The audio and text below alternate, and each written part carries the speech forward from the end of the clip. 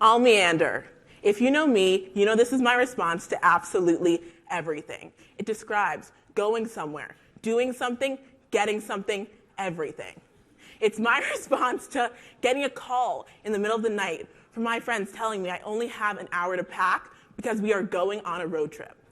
It's my response to skiing on a random Wednesday night in the middle of Missouri. But it's also my response to just getting dinner with a friend I haven't seen in a while. I am someone who's constantly meandering. Some of you may have never heard of this word and may be wondering, what exactly does it even mean? According to Merriam-Webster, to meander is to follow a long, winding course. And although my use of this word may make it appear like I've never read a dictionary, you'll actually find out I'm an expert in the art of the meander. Well, how does one get to be said expert? The word meander came into my life at a time when I was feeling extremely frustrated. I was at a competitive academic institution surrounded by people who truly believed they barely had enough time for their schoolwork, let alone to socialize. My classmates were constantly agonizing about managing their time. People often adopt this mindset that time is running out. For them, time becomes this ominous and overpowering force, dictating who and what they have time for. I refuse to accept this. And looking back, I started using the word meander to challenge that belief and hold my friends to a higher standard. The art of the meander fights against the idea that time is in charge. Every day, I was fighting against the idea that my friends didn't have time for me or for the things they cared about. Yes, meandering has this physical action associated with it, going somewhere or doing something. But there's also this underlying psychological layer. When I say, yeah, I'll meander, it comes with connotation. I know you're busy. I know I'm busy. But spending time with you is something that's important to me.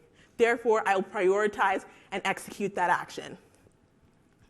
It is also the idea that we have the same goals, but have different ways of working towards them. I'm someone who loves to be surrounded by people, but needs to prioritize my interactions with them. It is the belief that I need to meander. And yes, I was at an academically challenging institution, but I was not being challenged.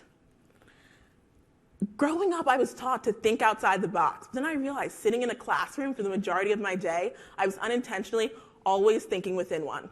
And as much as I've learned from my textbooks and even teachers, I've learned twice as much from the places I've been, the people I surround myself with, and weirdly at times, even myself. Landlocked in the middle of Missouri, I was restless, bored, and wanted to get out. I wanted to learn from the people and places around me, but I wasn't. So I had to create my own curriculum. The art of the meander is about reimagining the road to success through intrinsic motivation. People define success in so many different and diverse ways. It's the idea that there is not one straight path to get to your goals, but rather this long, winding course. The art of the meander is about internalization, realization, and utilizing the power of collaboration. It's the idea that you can learn from anyone. It's the idea that no matter how busy you are, and no matter how well you think you're doing in your classes, in your schoolwork, or in life in general, you could be doing better. Last summer, I studied abroad in Israel. Israel is this startup nation. And although I was there to study the businesses these people had created, I couldn't help but realize what I was studying was the people themselves. I was so intrigued about how their entrepreneurial mindset was not only applied to business, but also personal life. Getting the opportunity to interact with these innovators, I got to hear their stories. For many of them, their first startup wasn't successful, yet there wasn't this fear of failure, but rather an acknowledgement that all of their missteps were a part of the journey to get them where they are today. This mindset was so surprising to me because it was so different from what I had been surrounded by. Israel captivated me because it is a nation of people like me. Maybe not African-American Christians with a hatred of shakshuka, but Israel is a nation of meanderers, people who within the busyness of their day make time for so many other things. There was a sense of chutzpah, the courage to stand up and challenge the idea that time is in charge. I saw this prioritization of values every weekend during Shabbat preparations. Friday afternoons would be chaotic as the country would begin to shut down. You'd see mass transportation, stores closing, and everyone would be scrambling to get the last needed ingredients for dinner. But then the sun would set and there'd be this sense of calm. In Hebrew, Shabbat means rest, and culturally it signifies becoming closer with God through the coming together of family and friends, not only to be engaged in tradition, but also with one another. This emphasis on people and experiences was one of the first tangible examples of meandering I had ever experienced. And it was not the religious custom of Shabbat itself that resonated with me, but the conscious utilization of time. Getting the opportunity to go into these homes, experience the dividing of challah, the reciting of rituals, traditions that have been passed down through generations, and through weekly repetition became familiar. I loved how different and diverse Shabbat could be for every individual and family, but the part that really spoke to me was how through practice, it became familiar. The art of the meander is something that also must be practiced until it just becomes part of you. At times, it's not easy, and at times it is chaotic. But the art of the meander challenges you to become closer with yourself. And the vagueness of this word makes that possible for every individual. Meandering is not just going somewhere or doing something. It's about evaluating your own interests and desires and realizing that you have authority over your own time. And actually, from today on, you are a creator of time. Time isn't this ominous force. Time is malleable and can be altered based on one's principles and priorities, but it's also the realization that everyone has different interests and desires. I'm someone that puts people first, but I can't tell you, hey, I'm important, or make time for me. You have to come to these realizations by yourself. Meandering is not only about a realization, but also an internalization. It's about evaluating who and what is important to you and then making the time for it. Mastering the art of the meander is something that challenges me every day.